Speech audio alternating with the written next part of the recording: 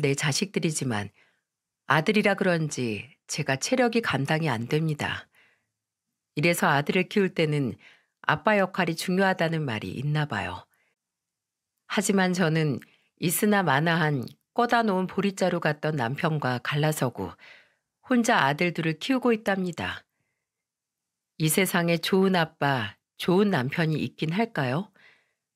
정말 결혼 전에는 하늘의 별도 달도 따줄 것 같던 남편이 결혼하고 나니까 그때 그 사람이 맞나 싶은 생각이 들 정도로 변했습니다. 결혼 전과 같은 거라고는 남편 껍데기 정도고 알맹이는 완전히 다른 사람인 거예요. 얼마 전 뉴스를 보니 이혼율이 갈수록 늘어난다고 하던데 제가 거기에 일조한 사람 중 한 명이라니 기가 막힐 노릇이죠. 그래서 저는 파란만장했던 제 이혼 스토리를 마지막 한 풀이라도 하듯 풀어보려고 합니다. 아마 대부분의 여자들이 이혼하고 혼자서 자식들 어떻게 키우나 걱정이 앞설 거라고 생각해요. 이런 고민은 저도 이혼 전 똑같이 해본 고민이라 저도 공감이 됩니다. 게다가 저는 아들이 둘씩이나 있으니 얼마나 머리 터지게 고민을 했겠습니까? 그런데도 제가 이혼을 결심했던 건 남편도 남편이지만 시부의 영향도 컸어요. 처음에는 남편과 시댁이 그저 화목해 보이기만 했는데 결혼해서 살아보니 시부가 남아 선호 사상이 강한 분인 겁니다. 시댁에는 아가씨도 있었는데 아가씨는 이런 시부한테 지쳐서 아예 신경도 안 쓰는 지경에 이르렀어요. 친딸이 시부를 보고 진절머리 난다고 할 정도면 볼장 다 본 거 아닙니까? 처음 결혼하고 맞이한 설날에 아가씨가 밥만 먹고 나가길래 제가 좀 당황했어요. 그런데 그때 시부가 얼굴만 비추고 사라지는 아가씨가 못마땅하다는 듯 저를 보며 이런 말을 했습니다. 딸 자식 키워봐야 소용없다더니 저 태도 좀 봐라. 이래서 집안에는 아들이 있어야 하는 거야. 아들 잘 키워서 장가 보냈더니 이렇게 참한 며느리도 생기고 집안 분위기가 달라졌잖아. 이래서 집안에는 아들이 기둥인 거야. 술을 한 잔 걸치시고 아들이 잘나야 한다며 우렁찬 목소리로 말씀하셨죠. 그런데 저도 며느리이기 전에 친정에서는 귀한 딸이잖아요. 같은 딸 입장에서 저런 말을 들어보니 바람처럼 왔다가 먼지처럼 가버리는 아가씨 입장을 충분히 이해할 수 있었습니다. 신혼 초 알게 된 시부의 아들 사랑은 장남이라 끔찍하게 아끼는구나 했어요. 그런데 그렇게 시부가 아끼고 자랑스러워하는 남편은 어땠는 줄 아십니까? 멀쩡하게 잘 살고 있던 시댁 재산 말아먹은 장본인이 바로 제 남편이랍니다. 저 시집 오고 시부한테 가장 많이 듣던 말이 이런 말이었어요. 정말 내 아들이라서 하는 말이 아니라 머리가 얼마나 좋은지 몰라. 세상에 남자로 태어났으면 사업도 해봐야 한다고 지금 저렇게 사업을 하고 있는 거야. 요즘 대기업 들어가 봐야 정년이 어쩌고 저쩌고 하는데 넌 남편 잘 만나서 평생 사모님 소리 듣고 살게 될 텐데 팔자 제대로 핀 거 아니야? 그러니까 남편 알길 우습게 알지 말고 항시 밥상에 국은 꼭 올려야 한다. 결혼 당시 사업을 하던 남편은 시부의 자랑이었고 시부는 입만 열면 대단하고 똑똑한 아들이라며 자랑을 늘어놓았답니다. 그때만 해도 남편 사업은 별탈 없이 잘 되고 있었는데 문제는 그게 오래 못 갔다는 게 화근이었죠. 시댁은 원래 37평 아파트에 살고 있었는데 남편이 사업 자금을 시부한테 손을 벌리면서 원래 살던 집을 내놓고 서울 변두리에 허름하고 낡은 20평대 집으로 이사까지 했어요. 남편 사업 시작은 저와 결혼하기 전이라 시부가 남편한테 사업 자금을 주는 과정이 어땠는 줄은 잘 모르고 있었죠. 그런데 결혼 후 1년 만에 남편 사업이 부도가 나면서 시부는 남편한테 투자한 돈을 잃게 된 거예요. 그래서 아가씨가 시부를 보면서 화가 잔뜩 난 목소리로 이렇게 말했습니다. 내가 오빠 사업에 투자하지 말라고 몇 번 말했어. 결국 부도 났다면서 아빠 이제 노후는 어떻게 하려고 그런 큰 돈을 집까지 팔면서 준 거야. 왜 괜히 너까지 와서 집안에 분란을 만들어? 그리고 어디 여자 목소리가 현관밖에 다 들릴 만큼 큰 소리를 내는 거야? 너 시집가서 이런 식으로 살면 소박 맞고 쫓겨나. 알기나 해? 가정교육 제대로 못 받았다는 소리 들어. 걱정 마. 목소리 큰 걸로 쫓아낼 집구석으로 내가 시집 갈 것 같아? 내 걱정 말고 엄마 아빠 노후 걱정이나 해. 이젠 지긋지긋해서 못 봐주겠어. 나한테 아들이 있는데 내 노후가 뭐가 걱정이야. 괜한 소리 할 거면 나가. 저는 정신없는 와중에 시댁에서 악을 쓰며 시부와 싸우고 있는 아가씨 말을 듣고 남편 사업에 숨겨진 내막을 알게 된 거예요. 그리고는 시부는 마치 자신의 노후를 남편이 책임이라도 질 것처럼 말을 하는 겁니다. 그랬더니 그때 남편이 아가씨와 시부 말다툼을 말리더니 아가씨를 보면서 한숨을 쉬며 이런 말을 했어요. 아직 오지도 않은 노후를 걱정해. 너도 그만하고 안 그래도 속 시끄러운데 분란 만들지 말고 집으로 가. 아빠 잘 봐도 아빠가 그렇게 아끼는 큰아들이 노후 얘기 나오니까 말 돌리는 거. 나는 있으나 마나한 딸이니까 신경 꺼야겠네. 아가씨는 남편의 말에 귀가 막히다는 표정을 하고는 나가버렸습니다. 시부는 혀를 차며 아가씨가 성질이 더럽다면서 집구석에서 여자가 소리만 빽빽 지르고 있으니 잘 되던 남편 사업이 망한 거라며 한탄을 하시는 거예요. 갑자기 남편이 감기에만 걸려도 아가씨 탓을 할 것만 같았습니다. 하지만 시부의 불똥은 아가씨가 아닌 다른 쪽으로 떨어졌어요. 결혼할 때만 해도 잘 되던 사업이 제가 첫째를 낳고 몇 개월 뒤 망한 게 이상하다며 괜히 제 아들 탓을 하는 게 아니겠습니까? 그러면서 한 번은 이제 막 돌진한 아들을 보고 제게 심각한 목소리로 이런 말을 하셨어요. 큰 손자 생년월일이랑 태어난 시 좀 가져와 봐. 아침에 태어나긴 했는데 태어난 시기가 왜 필요하신데요? 아무리 생각해도 이상해서 그래. 손자라고 마냥 이뻐할 수만 있어?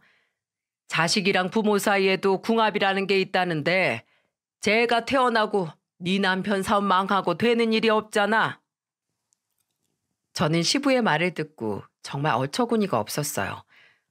그럼 남편 사업 망한 게 제 아들과 남편 사이에 궁합이 안 맞아서 생긴 일이라고 생각하는 것밖에 더 됩니까?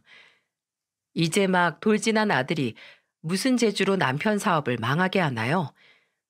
어이가 없어서 시부를 보면서 황당한 목소리로 말했습니다.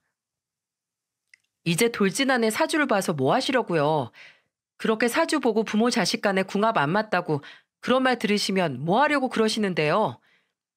부적이라도 받아와야 될 거 아니야. 내가 알아보기로는 내 아들은 돈줄을 쥐고 태어났다는데 이상하잖아. 넌 갑자기 네 남편 사업 망한 게 이상하지도 않아? 왜 그렇게 넌 강 건너 불구경이야? 사업이 어떻게 잘 되기만 해요. 그리고 안정적으로 오래 할 수 있는 일이 세상에 어디 있겠어요. 남편 실수로 벌어진 일인데 괜히 다른 가족 탓하지 마세요. 사람은 누구나 다 실수하고 살아요. 그러니까 억지로 죄인 찾아내듯이 그러지 좀 마세요. 너무 답답한 마음에 시부한테 하소연하듯 속마음을 다 털어놨어요. 솔직히 일은 남편이 하고 있었는데 다른 가족들이 갑자기 남편 사업을 어떻게 말하게 합니까? 물론 자식 일이 잘못됐으니까 시부도 부모된 마음으로 충분히 속상할 거라고 생각은 하죠. 하지만 안타깝다고 남 탓하면서 남편만 감싸고 돌면 집안에 분란만 생기지 망한 사업이 갑자기 살아나는 것도 아닌데 시부가 적당히 좀 하길 바랬어요. 제가 이렇게 선을 그으면서 말하자 시부는 제가 내조를 못한다면서 뭐라 했지만 한 귀로 듣고 흘렸습니다. 그 모습을 딱 보니까 시부는 멍청한 자기 아들을 욕할 수 없으니 욕할 만한 다른 사람을 찾으려고 했던 거예요. 저런 걸 두고 삐뚤어진 부성애라고 하나 싶어서 그냥 듣고 흘려버렸죠. 그렇게 남편은 사업을 정리하고 아는 형을 따라 중고차 딜러 일을 하기 시작했습니다. 처음에는 배울 게 많다면서 참 바쁘게 살았어요. 남편이 새로운 일을 시작하니까 가장 기뻐한 건 제가 아니라 시부였죠. 재산 다 까먹은 아들이라도 시부한테는 남편이 최고구나 싶은 생각이 들 만큼 시부는 누구보다 남편의 새로운 일을 지지해줬습니다. 워낙 성격이 낯을 가리지 않고 시원시원했던 남편은 금세 일을 배웠어요. 남편과 저는 새로운 시작을 다짐하면서 서로 큰 힘이 되어주고 있었죠. 그렇게 큰아들을 키우면서 둘째 아들까지 낳으면서 남편도 이제는 당당하게 명함을 내밀 수 있는 딜러로 자리를 잡고 있었습니다. 천만다행이다 싶은 그때가 큰아들 6살, 작은아들 4살 때였어요. 사업 망하고 생겼던 빚을 갚으면서 남편은 성실하게 일하고 있었습니다. 저도 애들이 좀 크니까 회사를 다니기도 수월했고 한 푼 두 푼 아끼면서 알뜰하게 살고 있었죠. 하지만 시간이 지날수록 남편의 태도가 이상해지기 시작했습니다. 딜러 일을 시작한 지도 어느덧 5년 차가 됐을 때쯤 남편은 저를 보면서 이런 말을 했어요. 장인어른은 차 필요 없으셔? 원래 시골 살면 대중교통 없어서 다들 차 필요하다고 하던데 장인어른 차 필요하지 않냐고 한번 물어봐. 우리 집에 트럭 있잖아. 그거 타고 다니시던데? 왜? 당신이 차라도 하나 뽑아드리려고? 내가 그럴 돈이 어딨어. 차 사실 거면 날 통해서 사라는 말이지. 남들은 처가댁에서 이 사람 저 사람 소개시켜 주느라 바쁘다던데 장인어른은 주변에 차 산다는 사람도 없대? 시골에서 농사 지으시는데 차 필요한 사람이 뭐 얼마나 있겠어. 에휴, 내 팔자야.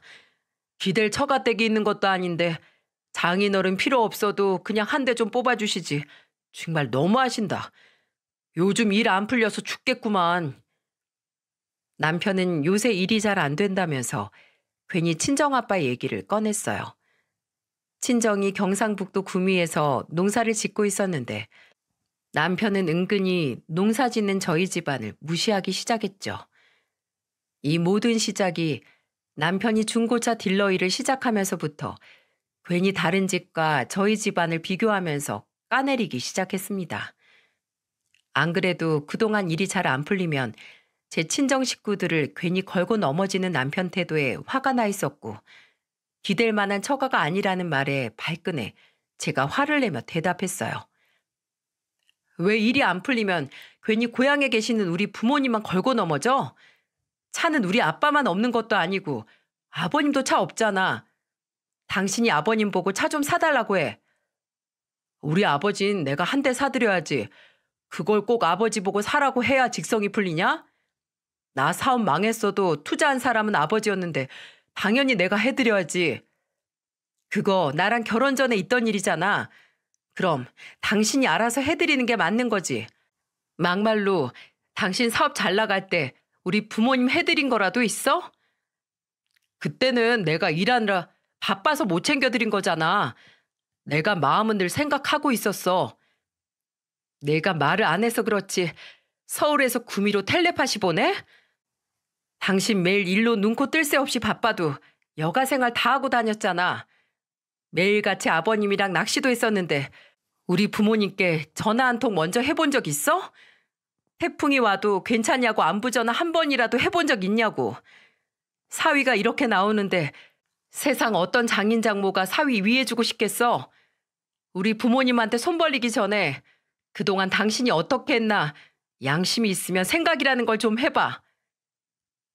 제 말에 남편은 대답도 못하고 멋쩍은 듯 자리를 피해버리더군요. 세상에 누울 자리를 보고 다리를 뻗으라는데 그동안 남편은 제가 같이 친정 좀 가자고 하면 명절이라 길 엄청 막힐 거다. 애들이 힘들어한다. 진짜 별의별 투정을 다 했습니다. 그러다 겨우 친정에 도착하면 남편이 뭐 했는 줄 아세요? 장거리 운전해서 피곤하다고 친정집에 있는 방에 기어 들어가서 반나절이 넘도록 잠만 잤답니다. 이런 한심하고 철없는 사위를 보고도 저희 아빠는 허허 웃으면서 이런 말을 했어요. 장거리 운전하느라 힘들었을 텐데 푹 자게 둬.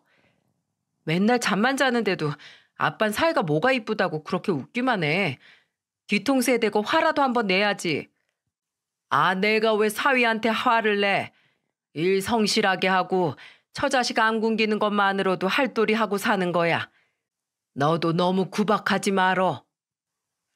아빠는 남편이 사업에 망해도 좌절하지 않고 다시 일을 찾아 나서는 것만으로도 다행이라며 말하고는 하셨어요. 그때 아빠 지인 중에 사위가 사업병에 걸려서 처가 재산까지 모조리 해먹은 남의 집 얘기를 듣고 나니까 남편이 성실한 사람이라고 생각하고 있었죠. 그냥 사고 안 치고 밖에서 일 열심히 하면서 처자식 안 굶기면 가장으로 딱이라는 아빠의 생각이었어요. 이러니 제 입장에서는 속이 터지는 거죠. 그런데 엄마는 그런 남편을 보면서 입장이 달랐어요. 1년에 한 손에 꼽을 만큼 오면서 오자마자 인사 한번 하고 들어가 자는 사람이 어딨냐고 화를 내고는 했습니다. 그래서 그때는 엄마가 일부러 자고 있는 남편을 깨워서 이렇게 말했어요. 자네 처가 떼고 왔으면 거실에 나와서 안부도 묻고 그래야 되는 거 아닌가? 인사 한번 하고 방으로 쑥 들어가서 잠만 잘 거면 못하러 온 거야? 죄송해요. 제가 너무 피곤해서 저도 모르게 저녁에 외식이라도 할까요? 오늘은 자네가 나 좀 도와서 상 좀 차려. 아무리 사위가 100년 손님이라지만 나는 내 집에서 이러는 꼴 못 봐. 내 아들도 난 이렇게 안 키웠어. 엄마는 자고 있는 남편을 깨워서 불호령을 내렸고 남편은 잠이 덜 깬 얼굴로 엄마 뒤를 군말 없이 쫓아갔습니다. 친정에는 남동생도 있었는데 엄마는 남동생이라고 특별히 더 아끼거나 그러지 않으셨어요. 오히려 남자는 이것저것 몸으로 다 부딪혀 봐야 한다고 농번기에는 같이 데리고 나가기도 했습니다.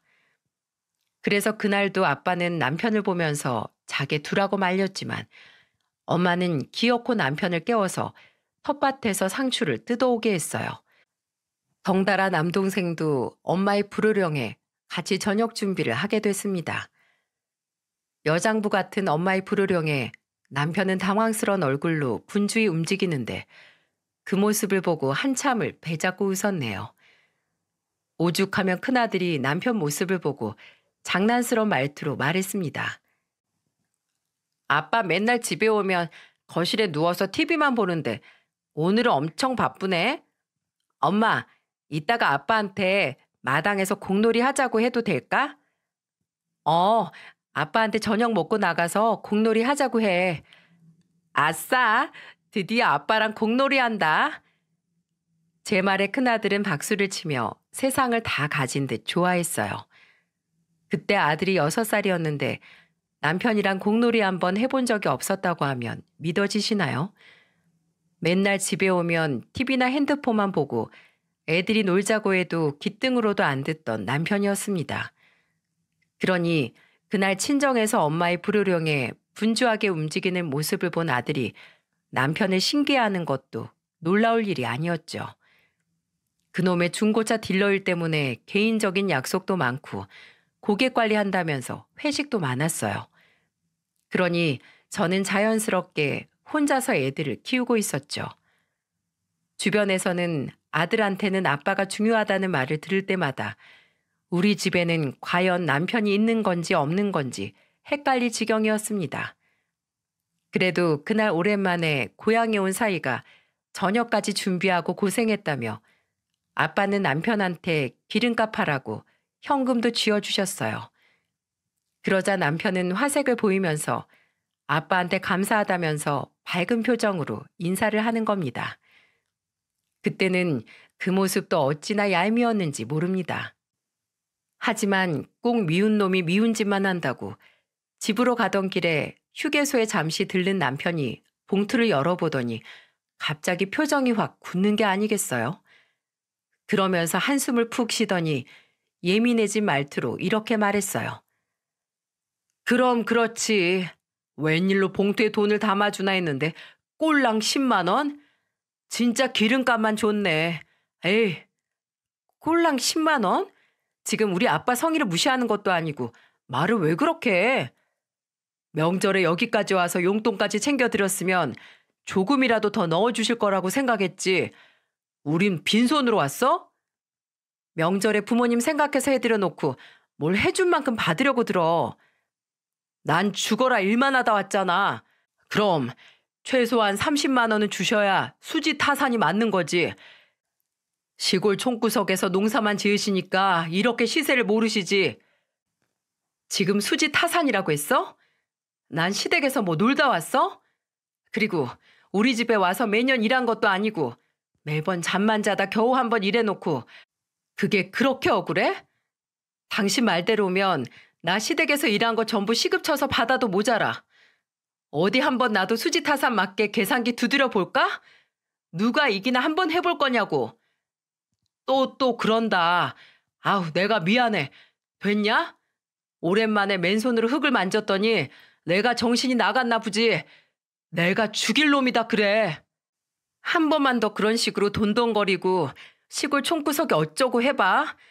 나도 내가 시댁에서 뭘 얼마나 했는지 다 따져볼 거니까. 제가 버럭 화를 내면서 말하자 그제야 남편은 꼬리를 내리며 사과를 하더군요.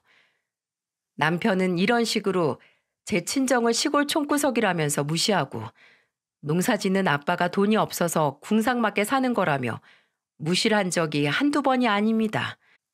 그러니 제가 유치하지만 나도 시댁에서 일한 거 전부 돈으로 계산해 보겠다고 맞불을 놓은 거예요. 하지만 이렇게 저희 집을 무시하던 남편이 모르는 게 하나 있었습니다. 바로 구미 시내에 아빠 명의로 된 3층짜리 건물이 있다는 걸 남편은 모르고 있었어요. 저는 부모님 재산이고 임대를 주고 나온 수익도 두 분이 관리하고 있었기 때문에 남편한테 알리지 않았죠. 이런 사실을 모르는 남편은 주택에 살면서 농사만 지을 줄 아는 촌스러운 처가댁이라고 생각했던 겁니다. 사람이 어쩜 그렇게 속물스러운지 보여지는 게 허름하고 볼품없다고 사람을 그렇게 무시해도 되는 겁니까? 남편이 한 번씩 이렇게 말할 때마다 속에서 천불이 났지만 부모님 재산에 대해서는 이런 방구 언급하지 않았어요. 그런데 남편이 이런 태도로 처가를 무시하니까 시댁도 시간이 흐를수록 친정을 무시하기 시작했죠. 결혼 생활도 어느덧 10년 차였는데 정말 남편과 시댁은 하나같이 매년 감당하기 힘들 수준으로 변해만 갔습니다. 시부와 대판 싸웠던 사건이 딱 이맘때였던 것 같습니다. 어린이날에 어버이날까지 있어서 아이들을 데리고 나들이 가는 기분으로 친정에 다녀왔었는데 다음날 시댁에 가니 시부가 둘째를 보면서 심각한 목소리로 말하는 겁니다. 얘는 목이 왜 이렇게 빨간 거야? 가만 보자. 다리도 빨갛게 부어올랐네. 어제 어디 갔길래 애 몸에 피부병처럼 올라온 거야? 어제 처가댁 갔다 왔지. 시골인데 애들이 피부병 걸릴만도 하지. 그러니까 괜히 왜 애들을 데리고 시골을 갔다 와. 위생에도 안 좋고 지저분한 곳을 가니까 애들이 피부가 난리가 나잖아. 아, 외갓집이 그 모양이라 애들만 고생이지. 그래서 나도 웬만하면 애들이랑 안 자고 오고 싶은데 처가댁이 좀 멀어. 진짜 어쩔 수 없이 자고 오는 거야. 남편과 시부의 대화를 듣다가 정말 어이가 없었어요. 둘째 아들이 아토피가 있었는데 이맘때가 되면 한 번씩 가렵다면서 긁는 바람에 빨갛게 올라올 때가 있었죠. 그런데 이런 둘째의 몸 상태를 알 리가 없던 남편이 시부를 보면서 괜히 시골에 다녀왔다면서 말을 하니까 저는 미치고 팔짝 뛸 노릇이었습니다.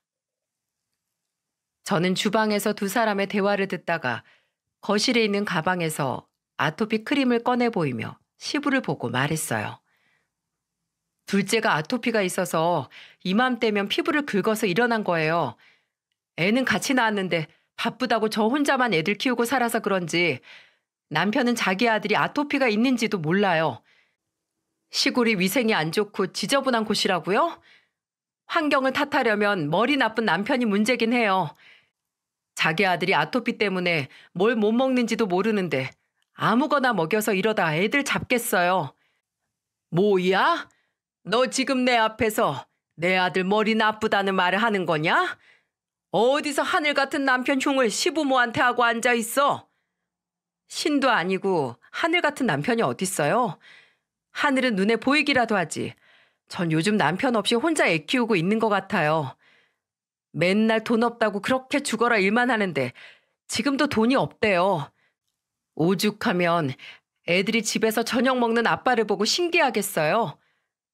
가장이 밖에서 사회생활 하다 보면 늦게 들어오기도 하고 그러는 거지. 너 지금 그게 불만이라는 거냐? 여자가 집안일 하는 게 당연하지. 뭐가 억울해서 이렇게 시애비 앞에서 큰 소리를 쳐? 아니죠. 같이 사는데 집안일에 여자 남자가 어딨어요? 그리고 외가댁이 그 모양이란 말 사과하세요. 솔직히 이 집도 대단한 궁궐도 아니고 해도 잘 안 들어서 구석구석 곰팡이 쓸어 있는 곳도 있는데 멀쩡한 남의 집 무시할 만큼은 아니잖아요. 뭐야? 난 절대 사과 못한다. 네가 나한테 사과해. 어디 감히 시아버지한테 말대답이야. 저는 그날 시부와 단판이라도 지을 태세로 사과를 받아내려고 했습니다. 성실하게 피땀 흘려서 잘 살고 있는 저희 부모님을 보고 그 모양이라고 하는데 제가 참을 수 있겠습니까? 그런데 그때 시모가 주방에서 참다 못해 나와 시부를 보며 한마디 했어요. 당신 아들 이혼당하는 거 보고 싶어서 이러고 있어? 왜 괜히 사돈댁을 걸고 넘어져? 나라도 친정부모 욕보이게 하면 가만 못 있겠네. 얼른 며느리한테 사과해. 시아버지가 아니라 나라님이 온다 해도 이 상황에서 말대답 안 나오고 배기겠어? 당장 사과해. 시모는 시부를 보면서 호통을 쳤고 저는 시부한테 사과를 받을 수 있었습니다. 시부는 기어들어가는 목소리로 손자가 아파 보여서 자기도 모르게 말이 헛나왔다며 사과를 했어요. 엎드려 절받기 같은 사과였지만 그래도 마음 한켠이 조금은 풀렸습니다. 그리고 시모는 저를 따로 불러서 절 위로하며 다독여 주셨어요. 사실 시댁은 시부랑 부딪히지만 않으면 크게 분란 없이 잘 지낼 수 있었는데 늘 시부가 문제였죠. 솔직히 시부는 자기 딸한테도 그렇게 모질게 하는데 며느리한테라고 살갑게 대해주겠습니까? 인생의 오로지 아들, 그중에서도 장남이 세상 최고인 분이셨거든요. 그러니 남편도 무슨 일만 있으면 쪼르르 시부한테 달려갔고요. 무슨 애도 아니고 늘 자기 편을 들어주면서 좋은 말만 해주는 시부를 남편이 싫어할 리가 없었죠. 오죽하면 시모 생신을 까먹어도 시부 생신은 일주일 전부터 기억하고 뭘 해드려야 하나 고민까지 하더라니까요. 그러다 정말 제 인생을 뒤집어 놓은 사건이 벌어졌던 건 저희 아빠와 시부의 칠순 때였습니다. 두 분이 동갑이셔서 같은 해에 칠순이 겹치신 거예요. 지금 생각해도 너무 화가 나고 제가 제 입으로 이혼을 말할 만큼 충격적인 사건이었죠. 시기상 친정아빠 생신이 먼저였고 2달 뒤가 시아버지 생신이었습니다. 그런데 친정아빠 칠순 생일이 다가올 즈음 제가 남편한테 어떻게 하면 좋을지 진지하게 물었어요. 곧 우리 아빠 칠순인데 어떻게 챙겨드리지? 요즘은 칠순 잔치도 많이 안 하는데 그냥 가족들끼리 좋은 식당에서 밥 먹고 용돈 좀 드리자. 근데 내가 요즘 판매 실적이 안 좋아서 돈이 별로 없는데 밖에서 외식하기 부담스럽다. 가족들 전부 모여서 밥 먹으면 한 끼에 돈 엄청 깨지겠는데? 그렇다고 집에서 할 순 없잖아. 나도 일하러 다니는데 그런 걸 언제 다 챙겨. 출장 뷔페를 부르면 모를까. 그럼 장인어른 칠순이니까 내가 한번 알아볼게. 바쁘다고 자주 가보지도 못하는데 내가 제대로 한번 모셔야지. 남편은 외식비가 부담이 된다며 고민을 하다가 본인이 그동안 처가 식구들께 무심했다며 본인이 직접 알아보겠다고 하는 거예요. 속으로 드디어 철없던 남편이 정신을 차리는구나 싶었죠. 그리고 그동안 회식이나 모임도 많았고 남편이 여기저기 가본 식당이 많으니까 좋은 식당 알아오겠지 하고 믿었어요. 하지만 남편을 믿은 제가 바보였다는 걸 아빠 생신 당일에 깨달았습니다. 그날 경북 구미에서 버스를 타고 사위 초대를 받고 올라온 부모님은 잔뜩 기대를 한 채 올라오셨어요. 저도 부모님께 사위가 장인어른 칠순이라 신경 많이 쓴 것 같다며 잔뜩 기대하고 있었죠. 남편은 본인이 그동안 처가에 너무 못한 것 같다며 잘 챙겨보겠다고 했을 때는 당연히 기대가 되는 건 당연한 거 아닙니까? 그런데 큰 소리 뻥뻥 치던 남편이 데려간 식당을 보고 저는 기가 막혀서 말이 안 나왔습니다. 세상에 장인 칠순에 남편이 알아본 식당은 1인당 9,900원 하는 무한 리필 삼겹살 가게였다면 믿어지시나요? 가게 입구부터 9,900원을 강조하는 입간판을 보자마자 쥐구멍에 숨고 싶을 만큼 부끄러웠어요. 경북 구미에서 올라오신 부모님께 이런 대접을 하겠다고 부른 건 아니었는데 정말 뒤통수가 얼얼했죠. 게다가 다른 날도 아니고 장인 칠순인데 삼겹살 무한 리필 말이 된다고 생각하시나요? 부모님도 예상치 못한 장소에 당황한 기색이 역력했고 그 자리에서 아들 둘만 신이 나서 뛰고 있었습니다. 남편은 제 속도 모르고 친정아빠를 보며 자랑스러운 목소리로 말했어요. 장인어른, 배부르게 드시라고 제가 심사숙고해서 고른 식당이에요. 힘들게 농사 짓느라 기력 많이 떨어지실 텐데 오늘 마음껏 많이 드세요. 김서방이 내 취향을 좀 아네. 나는 많이 먹을 수 있으면 다 좋아. 배고픈데 얼른 가서 먹자. 애들도 너무 좋아하네. 아빠는 그래도 사이가 신경 써서 칠순이라고 이렇게 챙겨주니 고맙다며 식당으로 들어가셨어요. 엄마도 그런 아빠를 보며 한숨을 쉬고 같이 식당으로 들어가셨죠. 저는 남편한테 화를 내고 싶었지만 부모님도 계시고 이미 애들은 고기 먹는다고 신나 있어서 제가 분위기를 망칠 수 없었습니다. 식당 안으로 가보니 그 안에는 더 난리도 아니었어요.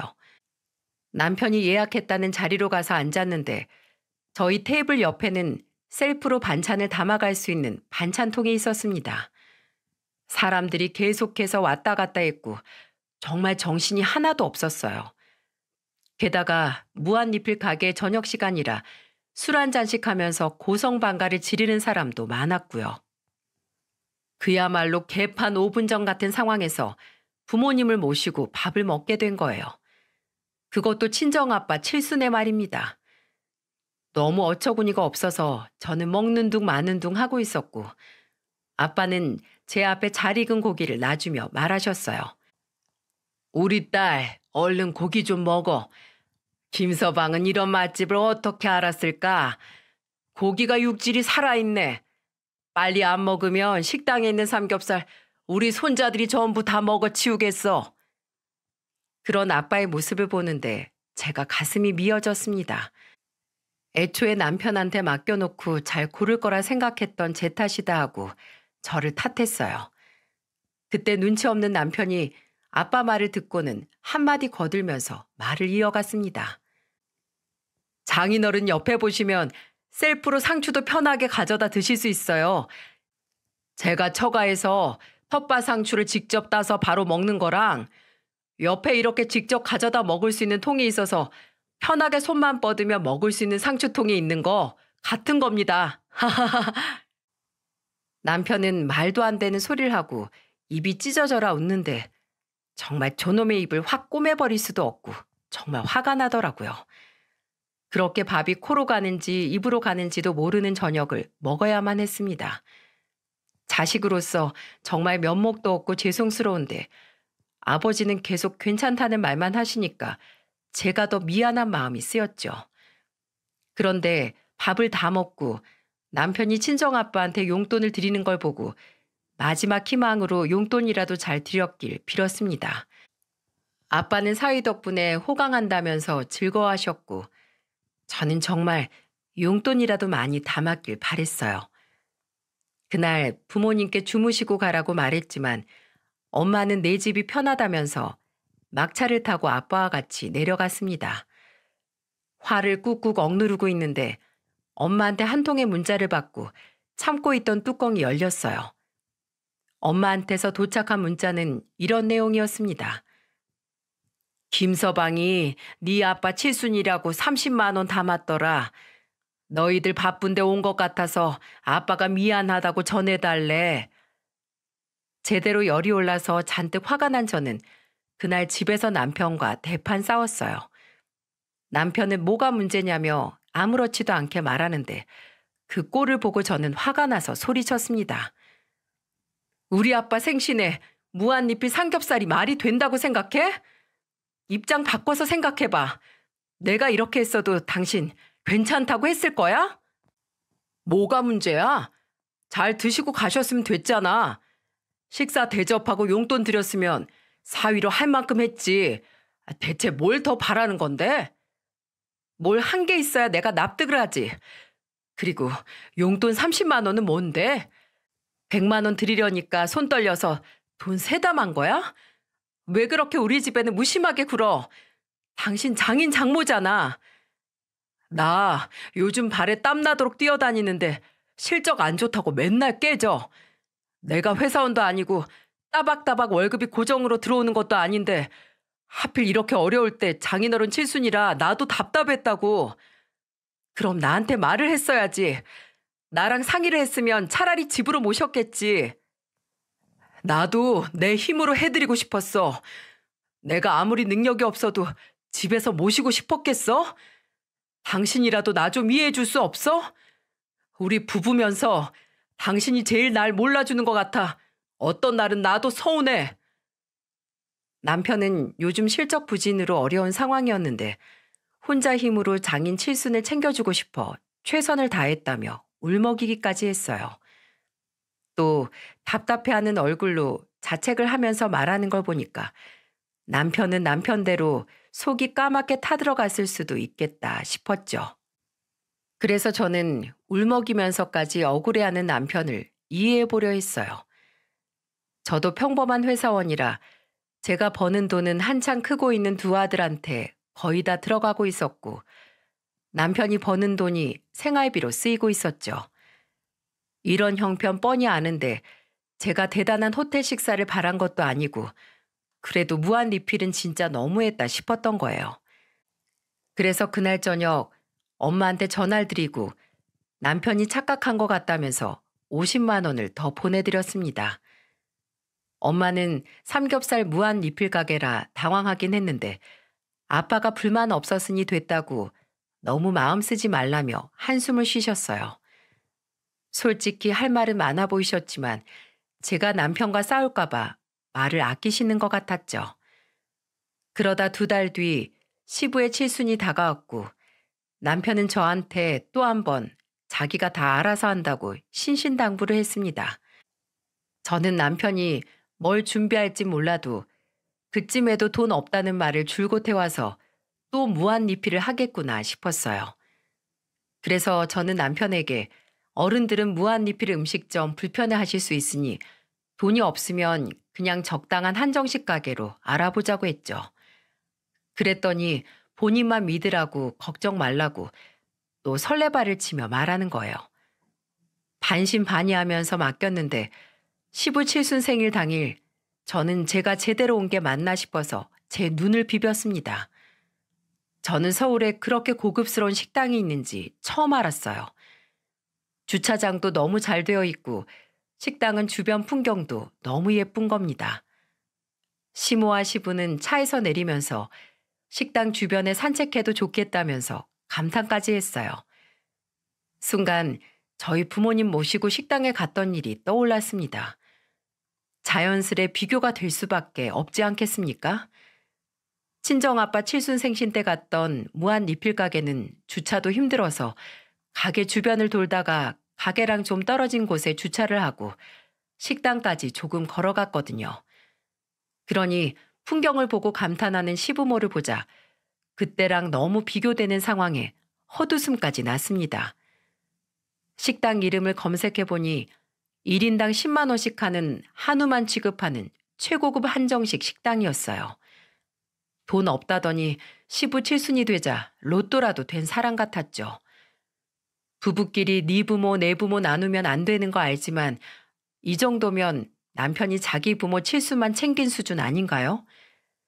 기세등등하게 시부모와 같이 식당으로 들어가는데 뒤통수를 한 대 치고 싶을 정도로 남편이 얄미웠죠. 그래서 어디 드러나 가보자 싶어서 일단 들어갔더니 식당 내부는 조용하고 한적한 데다가 음식도 정갈하게 잘 나왔어요. 일단 앉았는데 생각할수록 지난 아빠 생신이 떠올라서 속에서 화가 나는 겁니다. 근데 남편이 시부를 보며 이렇게 말하는 거예요. 아버지 칠순이라 제가 신경 좀 썼어요. 마음에 드세요? 야, 난 서울에 이런 식당이 있는 줄도 몰랐어. 근데 여기 비싼 거 아니냐? 괜찮아요. 제가 이 정도 돈도 없겠어요. 그냥 오늘 맛있게 드셔주기만 하세요. 남편이 기세등등한 목소리로 시부한테 말을 하는데 어처구니가 없다는 게 이런 기분이구나 했습니다. 그렇게 밥을 먹는데 정갈하게 차려진 음식을 보자 자꾸 친정아빠 칠순 때가 떠올라 속에서 화가 끓어올랐죠. 그런데 밥을 먹다가 시부가 남편을 보면서 궁금한 듯 이런 질문을 했습니다. 여기 네 장인어른이랑도 왔었어? 그 양반도 나랑 동갑이니까 비슷할 텐데. 그때는 삼겹살 먹었어요. 이런 식당도 와본 사람이 오는 거지. 시골에 사는 분들은 오히려 이런 곳 오면 부담스러워해요. 그것도 그런가? 하긴 좋은 것도 먹어본 사람이나 먹는 거야. 완전히 저희 부모님을 까내리는 남편과 시부의 말에 저는 참았던 인내심이 폭발했습니다. 저는 자리에서 벌떡 일어나 옆에 있던 냉국을 남편 얼굴에 들이부었어요. 그러자 시부는 갑작스런 상황에 저를 보며 뭐 하는 짓이냐며 소리쳤고 남편은 저를 보면서 버럭 화를 내며 말했습니다. 뭐 하는 짓이야? 당신 미쳤어? 진짜 미친 건 당신이지. 냉국 처맞고 정신이나 차려. 2달 전에는 입에 풀칠할래도 돈 없다고 우리 부모님을 시장동 같은 식당 데려다 놓고 지금 이건 뭐 하자는 거야? 나 엿먹으라는 거야? 내가 수준에 맞게 모신 거잖아. 농사꾼 네 아버지랑 급이 다르잖아. 우리 아버지 회사 다니시다 정년 퇴직한 분인데 어딜 갖다 붙여? 아이고, 회사 다니게 뭐 훈장이라도 되냐? 그래서 남은 게 뭔데? 너처럼 나사 빠진 아들 하나 키운 거? 누가 들으면 네 상태 보고 지나가다 비웃어. 너 같은 아들이라고 키워놓고 밥 얻어먹고 산다고.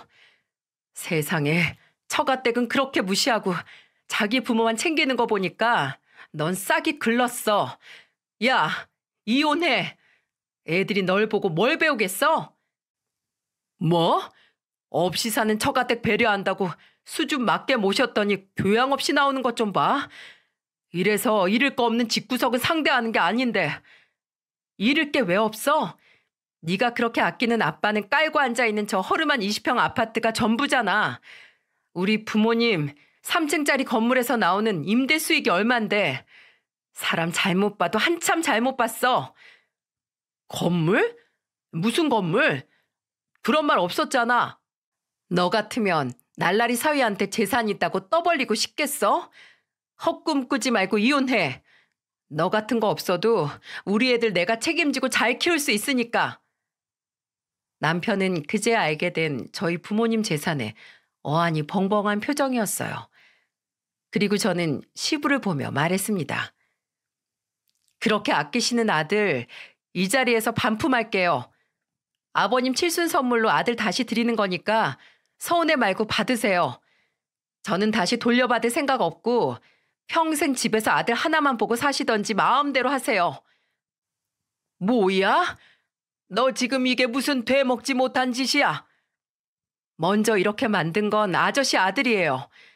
그리고 방금 우리 부모님 건물 있다고 하니까 아저씨 아들 눈빛 달라지는 거 보셨어요? 분발하세요. 돈 없으면 1인당 9,900원 하는 무한리필 가게에서 삼겹살 드시는 거 한순간이니까요. 제가 드리는 선물 잘 받으시고 인생 업보다 생각하고 사람 만드세요. 저는 시부한테 아들을 반품한다 소리치고 아들 둘을 데리고 나와버렸어요. 시모도 갑자기 벌어진 상황에 황당한 표정이었죠. 고급 한정식 집에서 남편 얼굴에 냉국 끼얹은 미친 여자 같았겠지만 주변 시선 하나도 신경 쓰이지 않았네요. 그때 그렇게 안 했으면 저 사연 쓰면서도 손을 부들부들 떨었을 겁니다. 제가 그렇게 식당을 빠져나오자 시부는 제게 계속해서 전화를 했고 저는 아예 차단해버렸어요. 그리고 뒤이어 남편 전화가 걸려왔고 저는 남편 전화를 받아서 이렇게 말했어요.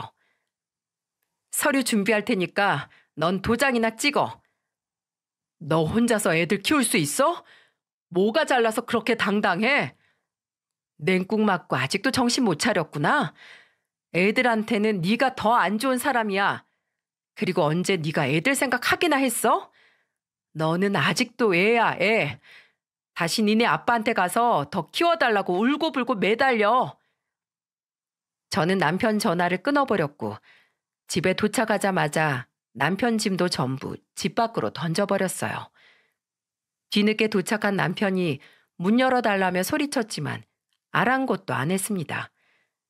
그리고 저는 다음날 변호사를 통해 이혼 소송을 시작했고 남편과 양육권을 두고 싸우다 마지막에 남편이 양육권을 포기하면서 아이들은 제가 키우게 됐습니다.